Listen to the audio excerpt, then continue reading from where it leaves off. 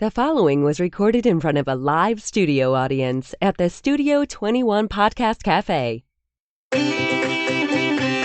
Welcome to this episode of Pit Life BBQ. Gather around the pit with your hosts, Johnny Maggs and Messy Mike. Let's talk barbecue. What's going on, guys? This is Messy Mike. My partner in crime is not here today.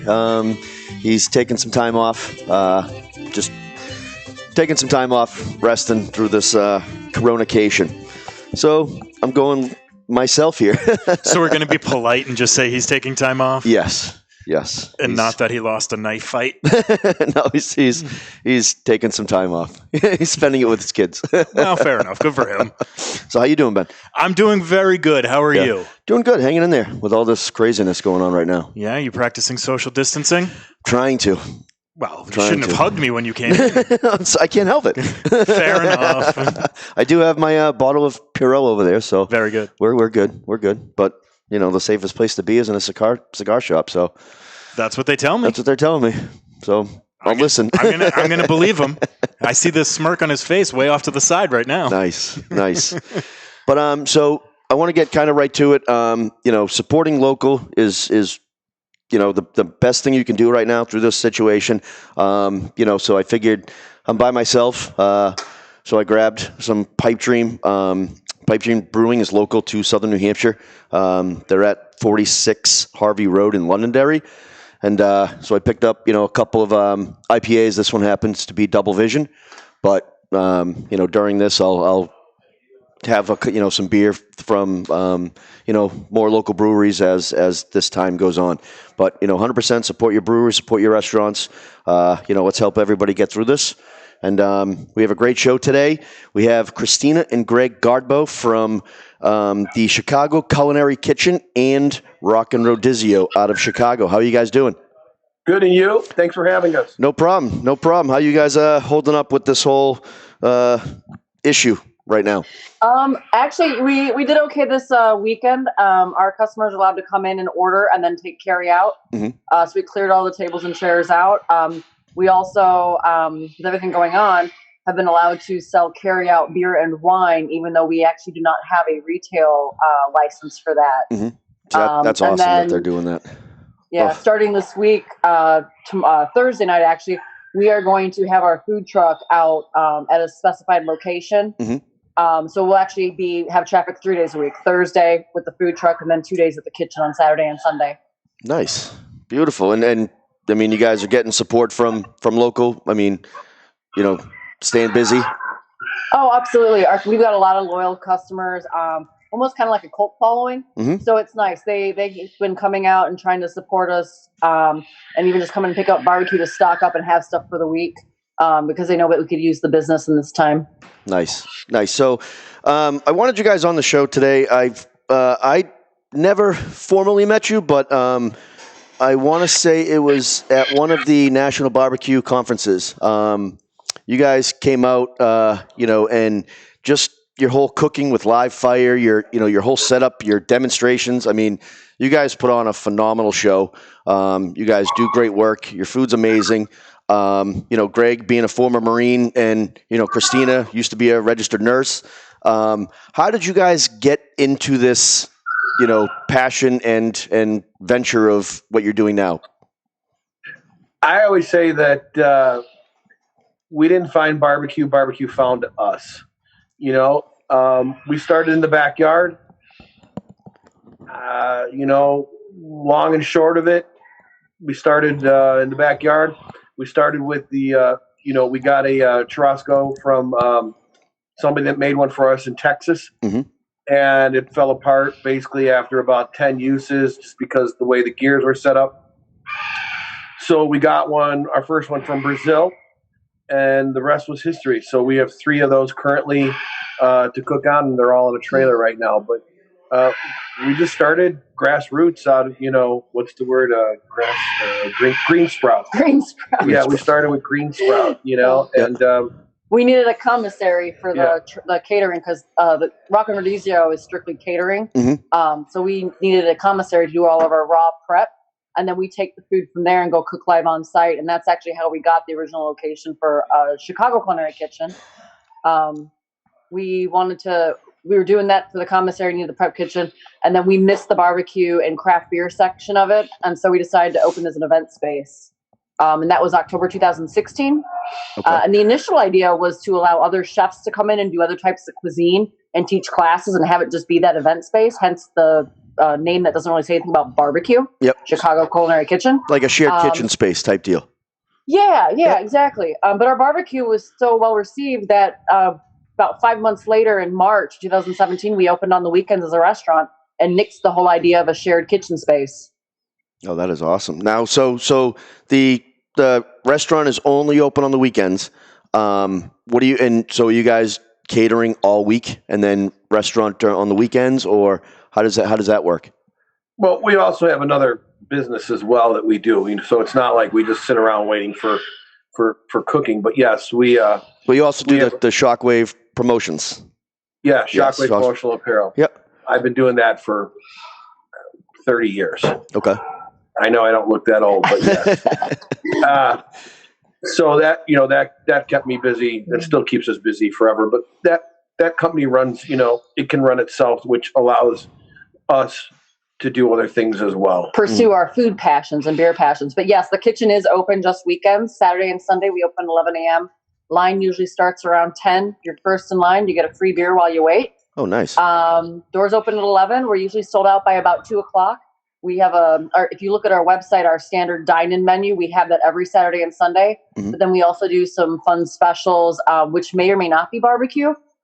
We blast those on Facebook on our Facebook page at 7 a.m. on Fridays. Okay.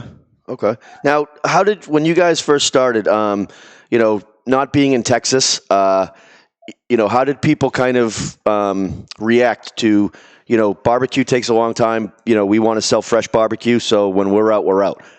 How did people react to that at first? And, did you have to market it, accordingly, or, people just kind of understood and, your food's awesome. So we let the food speak for it. Mm-hmm. And, I don't want to say that we have a certain attitude or whatever, but, on our front door, it specifically says, if you are offended by the following: beer, rock and roll, skulls, meat, did I get everything? Tattoos. This is not your kind of place. Nice. That's a good sign. It specifically says that. Yeah. But we just. It took a few weeks for people to kind of get the idea, and there's always a person like, well, why don't you just make more barbecue? Mm-hmm. I'm like, well, we don't want to. It doesn't work that way. It works exactly. for us. We load up the smokers as much as we can, mm-hmm. and whatever comes, we time it to be done at 11 o'clock when we open. So it is the freshest barbecue you can get. Yep. When it's gone, it's gone. You can't go in the back and microwave a brisket. Right. So yeah. Right. But it's cool because we really kind of controlled the supply, which created the demand. But people really enjoy the experience. The anticipation of getting in line and wondering, am I going to get that special? Am I going to be the last person to get it, or am I the person in front of me going to get the last one? See, that is nice. Excuse me. So when you guys, the culinary kitchen, the Rockin Rodizio, what is it? First of all, what is a churrasco? So, you can, explain to the people what that is, and what do you cook on it? So a churrasco is basically a pit, that we put our skewers on, like, Texas Brazil or fogo de chao. And these, skewers spin, and they spin over live fire. So, it's really an art form to cook over live fire with things spinning. A lot of things can happen. You can get a flare up in a second. Yep. So it's knowing how things work, and it's basically I call it the fire dance, because you're constantly, whoever the pit master is at that time, walking back and forth. It's like walking a beat. You have to walk back and forth to watch everything that's going on there. Because it's constantly moving things up and down. Oh yeah. I mean, I've seen you guys in action, and it's a spectacle, definitely. It is. Now, is that so with the catering company. Do you offer the same stuff that you would offer in the restaurant as well, or is it separate menu, different cuisines? So for Rockin Rodizio, I know you asked us before, like what type of food we cook on there. So we can do some traditional Brazilian food on it, like picanha and stuff like that. But we kind of do more of a Brazilian American infusion. So basically, if we can skewer it, we're going to cook it. Probably one of the favorite things that people like to see and is a pineapple spinning on a spit, and watch us take it off every once in a while, douse it in Fireball, and pack brown sugar and cinnamon back on it, and throw it back over the coals while it spins. Jesus, that sounds delicious. It is. We do cinnamon rolls too with vanilla rum. I'm gonna have those spin for dessert, but a lot of it, meat based. I mean, you can put anything on there. We do a lot of chicken. Anything that you flambe, people lose their minds over. Oh yeah. Yeah, it's always good. It's always a lot of fun. Well, it's part of the artistic factor of the whole cooking process as well. It's an experience, to come there. Like when we do a lot of tailgating, we have a partner that we cook for all the home Bears games. I mean, people really gravitate towards it because it's like you're in the ring. Like you become part of cooking as well, and people are really attracted to that. It's dinner and a show. Yeah. So the traditional menu for Rockin Rodizio would be probably like a vegetable skewers. We do peppers and onions and zucchini with an Italian dressing on it. Garlic bread or garlic cheese bread. Chicken wings. Some steak. Bless you. Some steak that we can make sandwiches out of the garlic bread or the cheesy garlic bread. Jeez. It's endless what we do. Pig candy is a big thing. I was going to ask you what that is because one of your Bloody Marys come with it as well. Yes. Okay. So there's two ways to do the pig candy. Pig candy on the churrasco, we accordion fold it and then put it on the skewer and put it in brown sugar and cinnamon and raw sugar. And then it spins over the live fire. You got to watch the flare-ups because when they render, the fat renders, we did have a little flare-up at one of our festivals. Got to use fire extinguisher. Oh, geez. The other pig candy we do in the smoker, and it's just applewood cut bacon, thick cut, and then same thing. It's brown sugar, raw sugar, a little bit of cinnamon, little cayenne too to help balance that out, and then we smoke it. It's not the same. Yeah, they're totally different, but the same idea. The one with the live fire I think, is way better than the one out of the smoker. Yeah, you get the flavor from the actual, not flare-ups, but, dripping down and getting the flavor back into the meat. Because it's always what's the beautiful thing about the churrasco cooking is that things are always marinating either themselves or something else.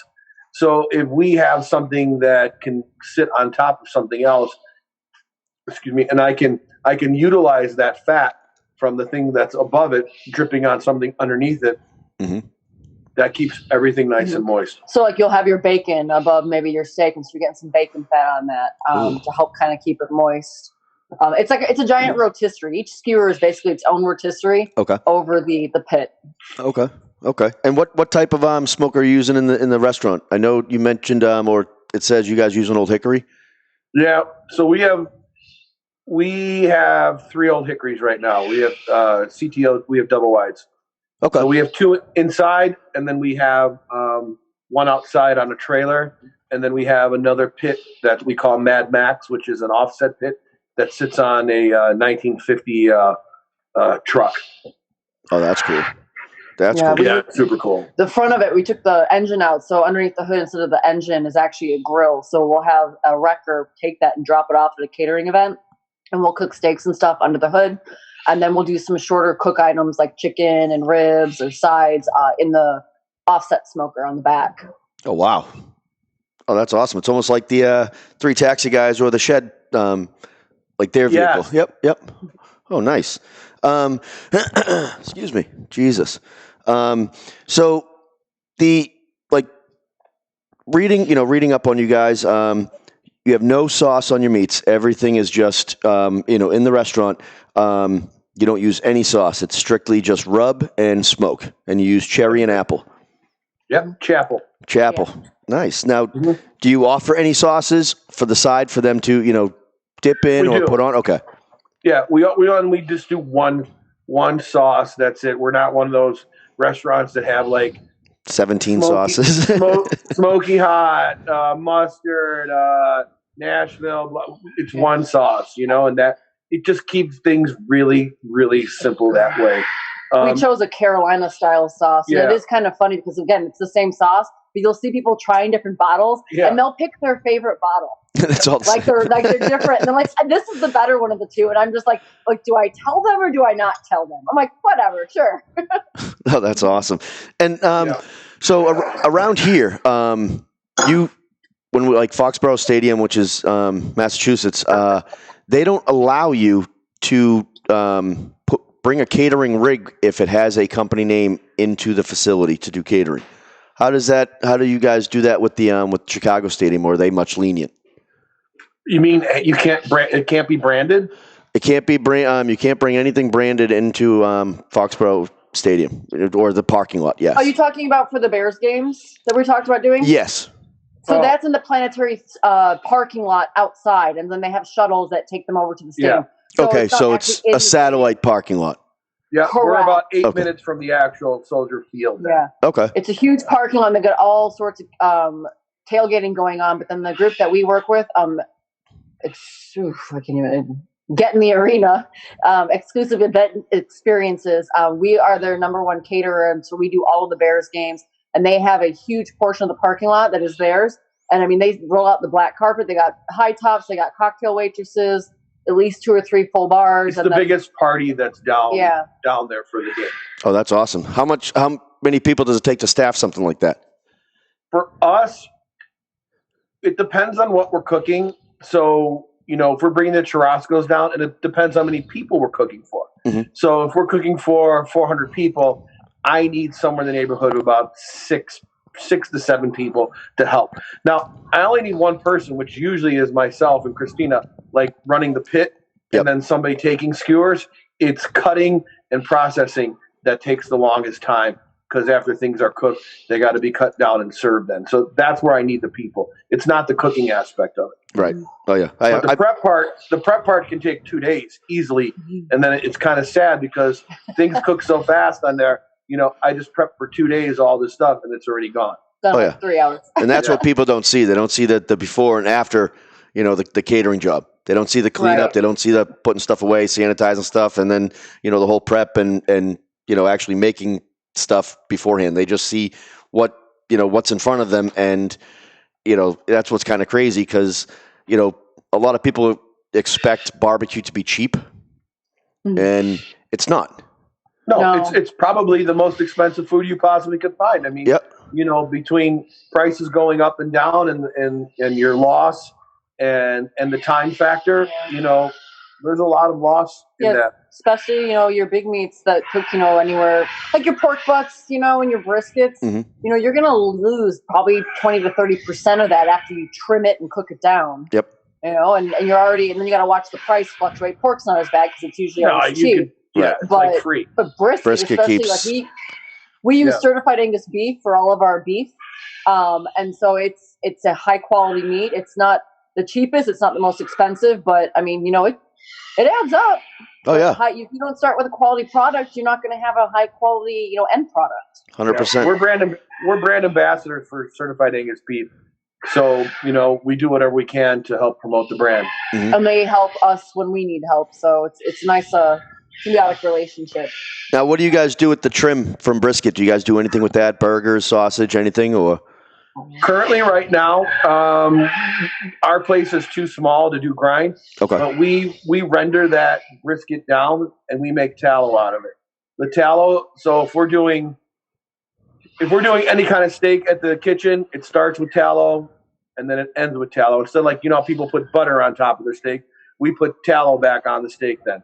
If we're doing burgers, we will make a tallow mayonnaise out of it. So we'll actually infuse the mayonnaise with beef fat as well. And it's just freaking out of this world. Ooh. You want to have the best turkey ever? Guess why they have the best turkey? Because we injected it with beef fat. Nice. Yeah. That's a nice tip. Oh, no, you ate my turkey, right? This is the best turkey I've ever had. I don't know what the flavor is. It's so delicious. I'm like, it's beef fat. Nice. So I get a question from someone who's listening, Charlie Baker. He wants to know, obviously you guys got a lot of tattoos. Couple, one big one. Do they, mean anything special? Anything barbecue related, food related, culinary related? Yes. We have a lot of culinary related tattoos, and that's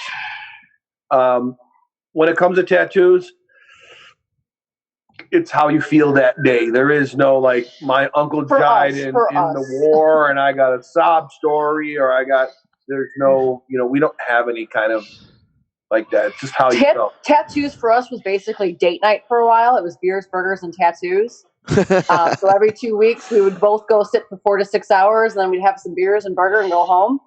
Nice. But he's got a Weber grill tattoo. He's got a crisscross export ribeye tomahawks across his throat.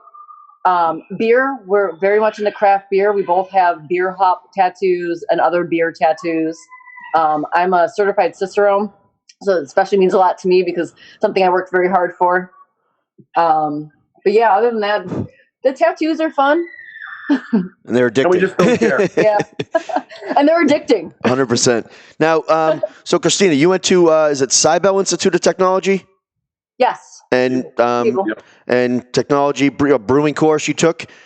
What is that? So I took what's called their concise technological brewing course, and basically it's the crash course to, hey, you want to brew beer on like a commercial level? This is the class you take. So basically my husband likes to put it in the story as it was basically me, one other girl, and a whole bunch of dudes with beards and flannels for a few weeks. That's what a lot of brewers up here look like. So yeah, it is. And that's exactly what the class was like. But yeah, I've done a lot of classes at Siebel, the concise one and a bunch of tasting ones. And then if you like certified Cicerone, it's a trademark brand, so you can't use that like unless you are actually a certified Cicerone. But they have their whole website that helps you find access to the study materials you need so that you can actually become a certified Cicerone. But you've got so there's 4 levels. It's certified beer server, which is the first one. A lot of bartenders should have that, so they know beer. Certified Cicerone's the second. Advanced Cicerone's the third, and then you have Master Cicerone. Master Cicerone, I think there's like 5 or 6 in the world. Advanced Cicerone, I don't know the numbers, probably a few hundred. Certified Cicerones, a lot more, but not so many females. So I'm very proud of that. Awesome. Well, congratulations. That's awesome. Thank you. So another question I have, what is that noise in the background? Oh, you don't want to know. I could take you upstairs. A pterodactyl. It sure sounds like a velociraptor to me. I know. They are. Yeah. So we have tropical birds, and they're actually upstairs right now. We're hiding in the basement, our bunker. Yeah, we're in the basement right now. Okay. But we figured out, we know this came up a couple weeks ago because we had to go in front of the board for something for the village board, and they were talking about decibels. And I was looking it up, and they were like, well, a freight train comes in at 120 decibels, and basically a macaw's, what you hear upstairs, is the same as a freight train. So that's our Wow. Sorry for the background noise. It adds a character. No, not a problem. It brings life to the show. Oh, John, hold on one second. John, I already asked that question. They got their start from basically just backyard, just like everybody else. Hanging out in the backyard, grilling, and this is where they are now. So don't yell at me. And so you guys also do a ton of classes, I see, with craft beer and barbecue, bourbon and barbecue, and then one that is actually a pretty cool name, Pork and Cork. Yep. And how often do those classes run? Are they weekly? How many people usually attend them? And what do you go over? So basically, we put the classes up as needed. We do at least a couple a month, but the faster they're selling out, the more we put up. We typically do them on like a weeknight. It's basically done as a progressive dinner. The craft beer and barbecue one, I pair strategically each course with a beer out of our coolers. The bourbon one, basically the same thing. I teach the bourbon class. I'm not an expert on bourbon, but I'm trying. The pork and cork, we partner with a local winery. And so they come in and take care of it. And they, I'm learning wine. And then we also do the Fight Club, which is when we actually invite a brewery to come in and they get to do all of the beer and actually promote their brewery. So the class, I said it was a progressive dinner with a little bit of demonstration and, a couple of volunteers that come up and help. But we basically teach you how we do things at our restaurant. Okay. So we walk you through, you come in, you get cornbread in your first pairing, and then it's the sausage. We talk about the sausage, it's the next pairing. And then it's chicken and your first side. So we show you how we spatchcock a chicken. We talk about brining versus injecting. Then that gets cleaned up. The cooked food comes out. You get your next pairing. We basically walk that through with the ribs, the pork butts, and then the brisket, and then it ends with fireball bread pudding caramel sauce. Ooh. And you offer all that. Food. You offer all that with this class. The progressive dinner includes all that. Yes. Ooh. You never go home hungry. I bet. Wow. It's a good deal too. We only charge $85 per person for the beer one and for the bourbon one, and you eat while there, and then you have food to go, and you get alcohol. It's entertainment. It's fun. Oh yeah. But currently we seat 36 at our location, so you can hear that's Topaz. That's awesome. All the birds' names are after beer hops. Yeah. Topaz, Calypso, Chinook, and Fuggle. Nice. That's awesome. And they are tattooed on me. And how many beer? Do you have beers on tap, or do you have cans? How many taps do you have if you do? We don't have any taps at our location right now because we're just so small. But we have over 130 bottles and cans of craft beer. Oh, nice. And then we probably have 8 ciders and just the house red and white wine, which is the Pork and Cork brewery, winery that we partner with. And we don't carry any big name beers. Like you won't find Budweiser, Miller, or any. Nope. Good man. Good man. In, I want a Blue Moon. I'm like, you're in the wrong place for that. Get out of here. Drinks like that. Yep. But we're not. We don't carry those brands there like that. Now, do you guys have a lot of local beers from your local area, and then closely surrounded? Yeah. Chicago. I mean, Chicago is craft beer mecca. Yeah. I mean, I don't know what the largest state that has the most breweries, but Chicago is I would say within the top 5, or Illinois. New Hampshire might be up there too. We might be catching up to you guys. Nice. Okay.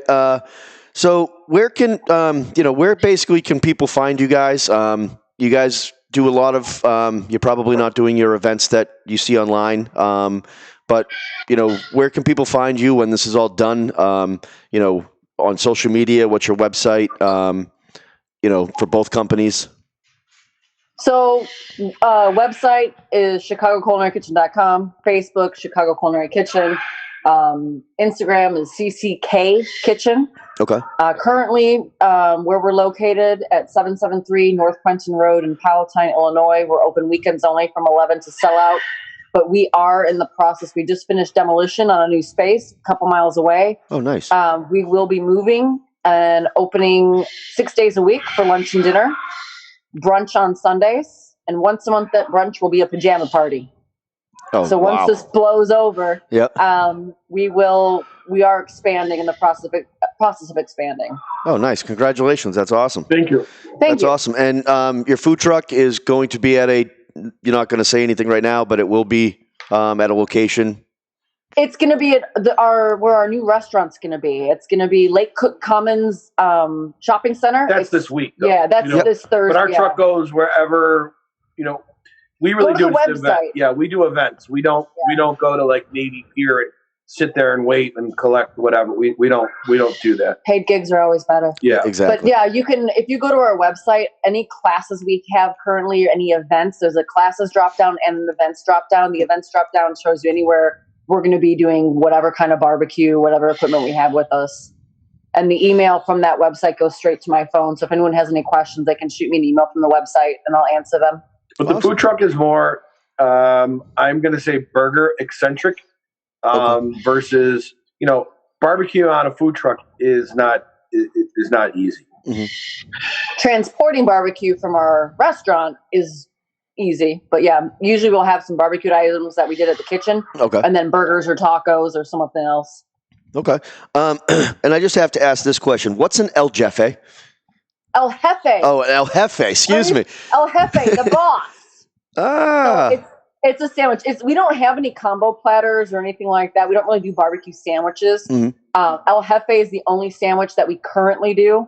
And it's the only combo you're going to find. And it's basically half pound of pulled pork, a full McKeska Texas sausage, and a thick old slice of brisket on a bun with pickled onions and pickles. It's almost that sounds awesome. Yeah. It's a monster. It's good. Nice. Awesome. Well, thank you very much, guys. I appreciate, you taking the time. It's short and sweet. That's what I like to do around here. And hopefully, we're all going to make it through this, and hopefully it's over very shortly. But, stay safe, stay busy. And, again, thank you very much for being on the show. Thanks for having us. Thank you, No guys, problem. so much. Thank Appreciate you. it. Is this and this is the commercial. So we'll be right back after this commercial. Attention, cigar smokers, or even friends of a cigar smoker. If you're looking to relax with a nice premium cigar or looking for a great gift for a cigar smoker, this is the gift that keeps on giving. Our friends at twoguyscigars.com have created the Cigar of the Month Club. For just $24.99 per month, you or your friend will receive 4 different premium handmade cigars every month, and shipping and handling is included. Go to twoguyscigars.com. That's the number 2, guyscigars.com, and go to the Cigar of the Month Club. You can stop anytime because there's no contract, but you won't because this is a tremendous deal for our listeners.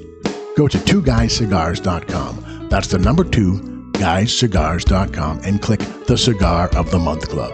At the same time, if you want to learn about the cigars you receive each month, you can smoke along with them on their own podcast called The Cigar Authority. Sit back, relax, and enjoy a nice premium cigar from our friends at twoguyscigars.com.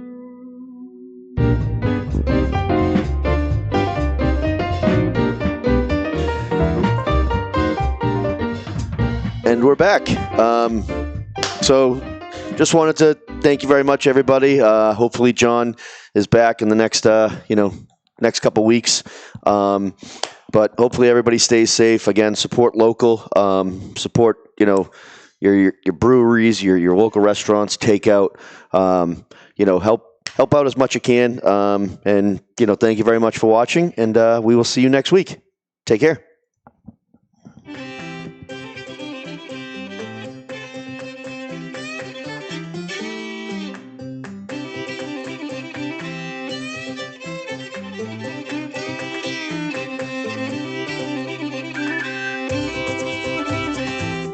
And opinions expressed by the hosts, guests, or callers of this program do not necessarily reflect the opinions of the Studio 21 Podcast Café, the United Podcast Network, its partners, or affiliates.